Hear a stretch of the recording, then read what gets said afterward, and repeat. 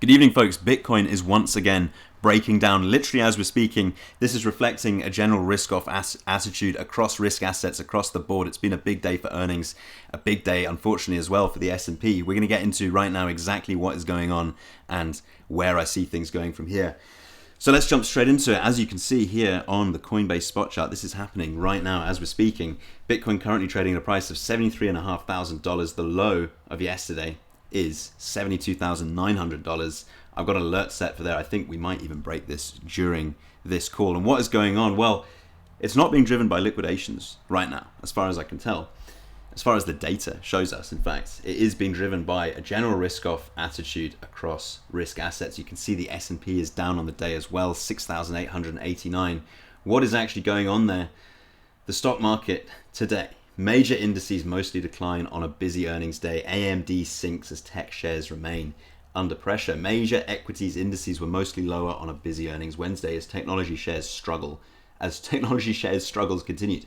Meanwhile, gold and silver futures continue to rebound after retreating from recent highs. We know massive historic down days for gold and for silver recently. Tech-heavy Nasdaq and benchmark S&P at respective 1.3 and 0.4% down. I believe we actually exceeded that now.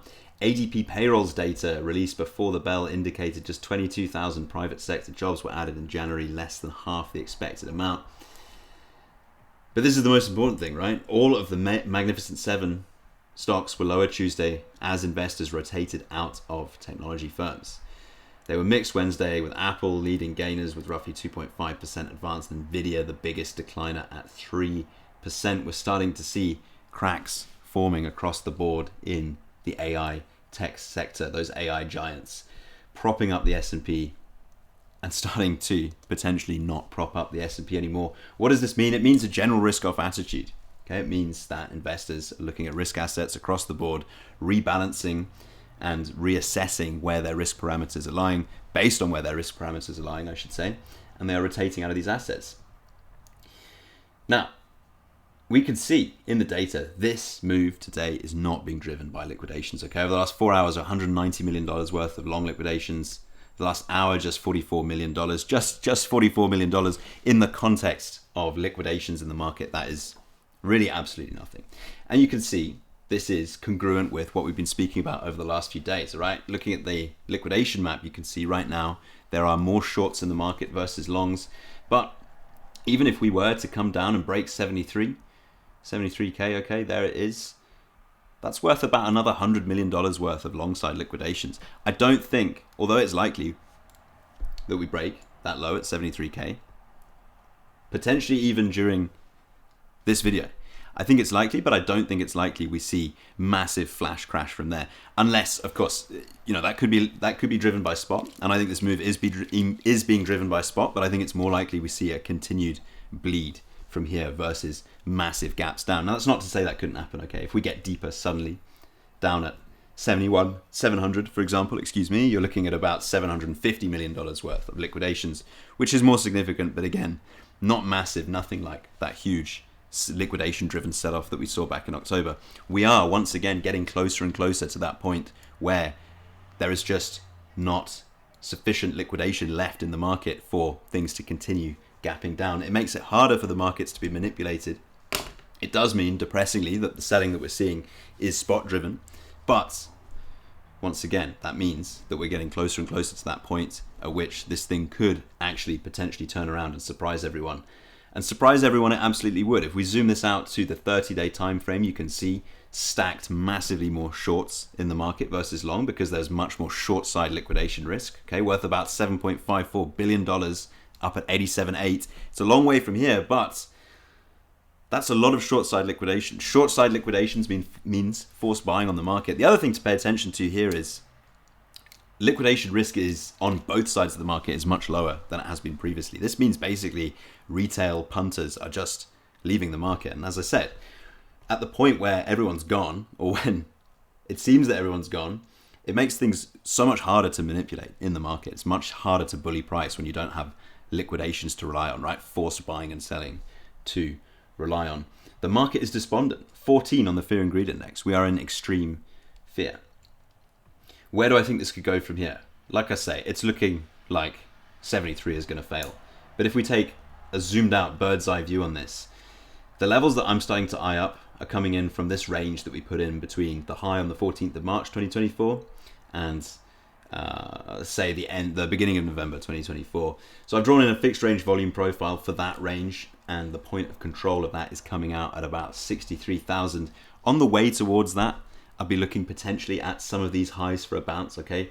Resistance turned support in technical terms, but really the gravitational pull of this, the place where markets tend to return to, is those areas of higher volume in the volume profile, and that is coming in at anywhere between 66.8 and about 63.4. Now that's not to say that I think we get there immediately tonight. It could happen. I don't think it's particularly likely given the lack of liquidation risk we see in the market right now, but there is certainly a risk off attitude playing out in the markets right now. That being said, Bitcoin trading at a pretty fantastic discount. I mean, if you look at the percentage terms from our last all-time high, right, the all-time high, I should say, down about 41.55%. Once again, it almost sounds crazy to say this. It might sound crazy to hear this at a time when the market is down 41%. But depending on how you frame that, if you believed in Bitcoin, if you love Bitcoin at 126K, you should really, really enjoy Bitcoin down at 41K. Big whale wallets buying, mega whale wallets buying. We covered that yesterday. Of course, where we are right now does put big players like Michael Saylor underwater now as well. Underwater at 76K, give or take. So we are well under that price right now. People speculating on whether or not that means he's actually going to start selling.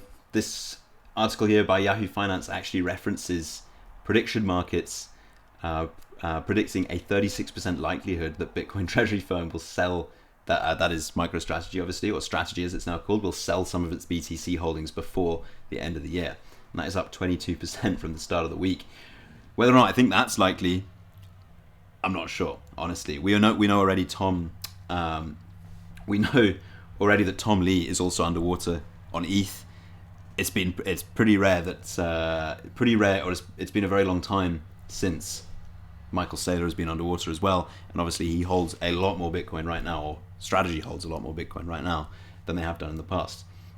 But nonetheless, the on-chain data points towards big whale wallets still buying into this dip. Obviously, there's wallets selling Bitcoin, right? Clearly selling spot. As we said, this move isn't being driven by liquidations. It's not being driven by the leverage market. It is being driven by the spot market at this point.